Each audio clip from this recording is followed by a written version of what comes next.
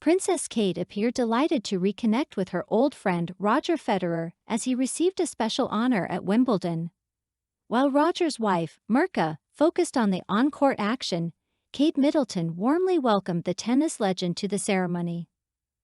The 41-year-old Princess of Wales joined the enthusiastic applause as the 41-year-old Federer was recognized for his remarkable sporting achievements on center court. This event marked a significant moment for Federer, as he retired from the game last year. Meanwhile, Mirka watched from the royal box, where distinguished guests such as Prince Michael of Kent, Lady Gabriella, former Prime Minister David Cameron, and Samantha Cameron were also present.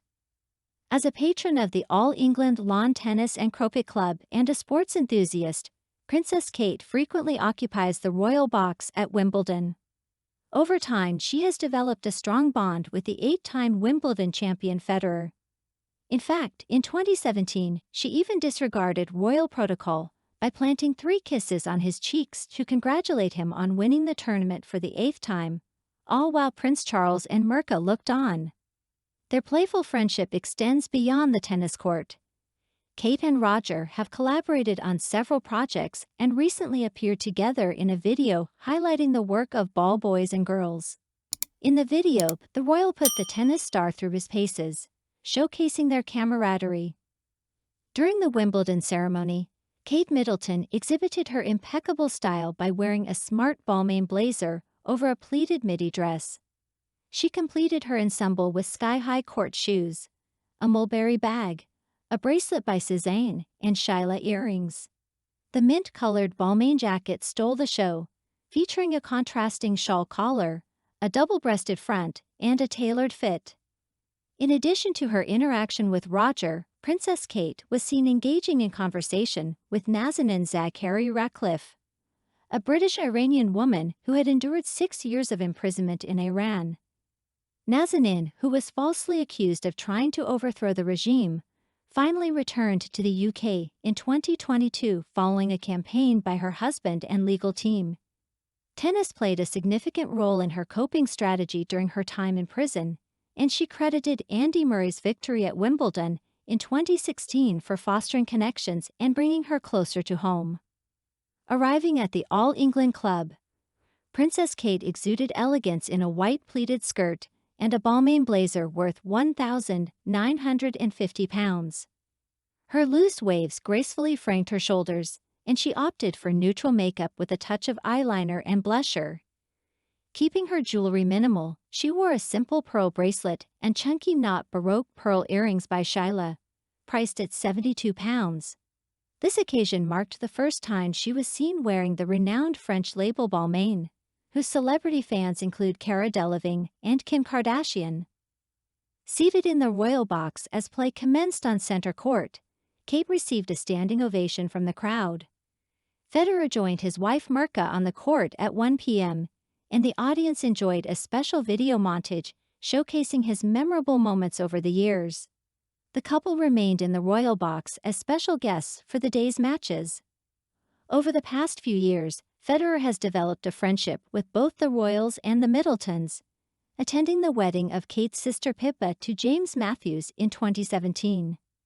As an ardent supporter, Kate has been seen cheering for Roger during numerous matches at Wimbledon throughout his career. In 2017, she surprised fans by breaking royal protocol and showering Federer with 3 kisses on the cheeks to celebrate his 8th Wimbledon victory. She has consistently offered him unwavering support during challenging times, including after his defeat against Novak Djokovic in 2019. Kate presented Federer with the runner-up trophy after an intense 5-hour game. She offered friendly words of consolation and gently patted him on the arm while the world watched. This event reminded many of the time 5 years ago when Princess Diana showed great enthusiasm during Federer's match against Novak Djokovic. The nail-biting final resulted in Djokovic becoming the world's #1, surpassing Rafael Nadal and Federer, who dropped to 3rd place. Last year, Kate and Federer were scheduled to participate in a charity tennis day, but the princess had to withdraw due to the Queen's funeral. However, Federer has visited the Waleses at their home in Norfolk and even gave Prince George a private tennis lesson. Recently, the royal family released a video featuring Kate playing tennis against Roger. The video showcased a doubles match on no-3 court, where Federer won his first Wimbledon title 2 decades ago. The purpose was to highlight the important role of ball boys and girls at the tournament. During the match, Kate managed to hit a shot past Federer, which impressed him.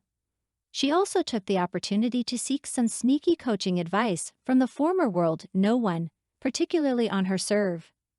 Federer complimented her, saying that her serve looked good. There was also a playful moment where Federer scolded Kate for catching a ball instead of letting it bounce, highlighting the differences between Australian and Wimbledon rules. Kate, an avid tennis player, expressed her admiration for the professionalism of the ball boys and girls at Wimbledon. She emphasized the incredible amount of work they put in behind the scenes.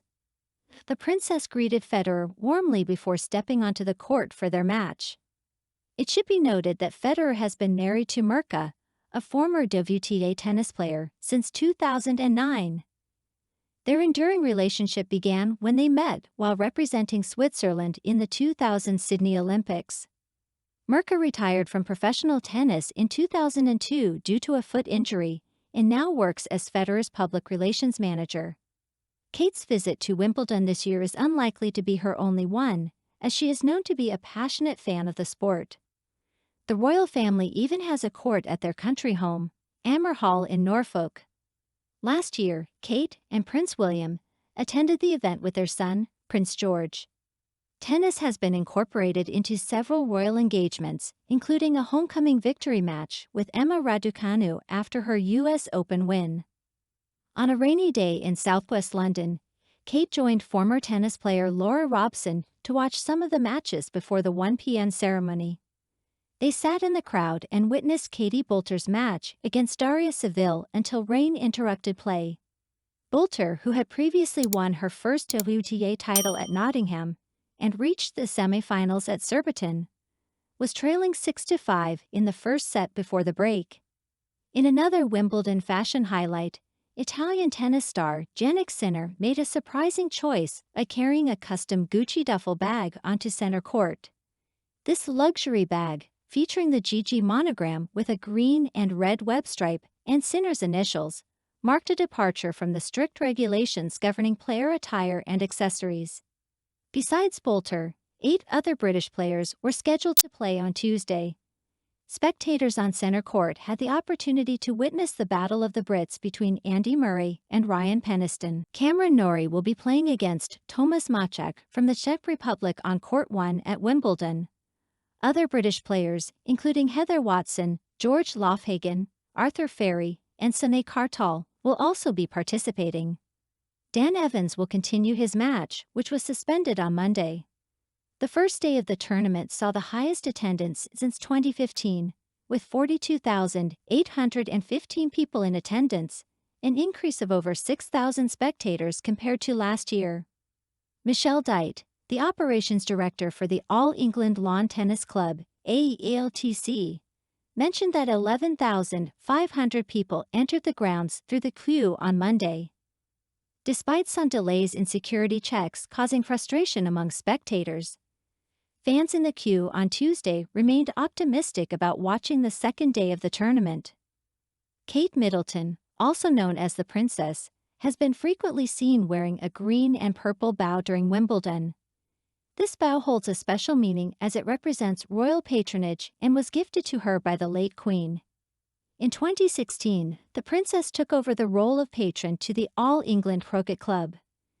The green and purple bow is worn by members of the Committee of Management during the tournament, symbolizing their responsibilities as the governing body. The colors were chosen to differentiate from the previous colors of the club. The princess wears the committee bow as a recognition of her role as the patron.